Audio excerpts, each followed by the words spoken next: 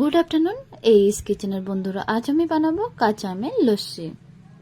এই প্রচন্ড গরমে দুপুরবেলা কিংবা বিকালবেলা কাঁচা আমের লস্যি খেতে অসম্ভব ভালো লাগে। আর এটা আমের সিজন, তাই আম সবসময় পাওয়া যায়, বিশেষ করে কাঁচা আম, পাকা আম। তো কাঁচা আমের লস্যিটা খেতে আরও বেশি ভালো লাগে। তাহলে চলুন দেখে নেওয়া যাক আজকের রেসিপিটা। প্রথমেই এখানে আমি নিয়ে নিয়েছি 2টি কাঁচা আম, আর সাথে নিয়েছি বেশ কিছুটা কিশমিশ, টক দই, সুগার পাউডার এবং উষ্ণ গরম দুধে কেশর ভিজিয়ে রেখেছি। প্রথমে আম দুটোকে বেশ ভালোভাবে ধুয়ে কিউব সাইজের করে কেটে নিয়েছি।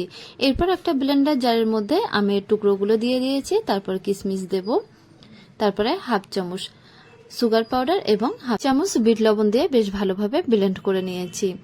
এরপরে দেখুন আর একটা পাত্রের মধ্যে টক দইগুলো দিয়ে দেব, আর টক দইয়ের মধ্যে মিশিয়ে দিচ্ছি 2 থেকে আড়াই চামচ সুগার পাউডার এবং কেশর ভিজিয়ে রাখা দুধটাও দিয়ে দেবো। আর একটা পাত্রে আমের পাল্পগুলো নিয়ে নিয়েছি। এখন পাত্রের টক দইটা হ্যান্ড হুইক্স দিয়ে বেশ ভালোভাবে ফেটিয়ে নেব।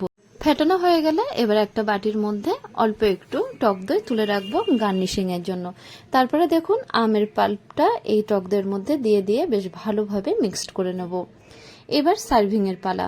তো 2টো সার্ভিং গ্লাস নিয়ে নিয়েছি, গ্লাসের মধ্যে বেশ কয়েকটি আইস কিউব দিয়ে দেবো। তারপরে আম এবং টক দইয়ের মিক্সচারটা দিয়ে দিচ্ছি। 2টো গ্লাসের মধ্যেই দিয়ে দিয়েছি।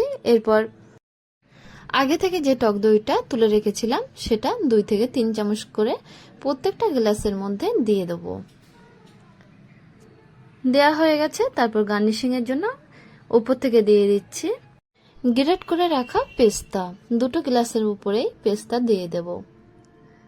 তারপরে দিয়ে দেব কিছুটা কাঁচা আম রেখেছিলাম, সেগুলো গ্রেট করে উপর থেকে দিয়ে দিচ্ছি। আর কয়েকটা কেশরের টুকরো দিয়ে দিচ্ছি। তৈরি হয়ে গেছে কাঁচা আমের লস্যি।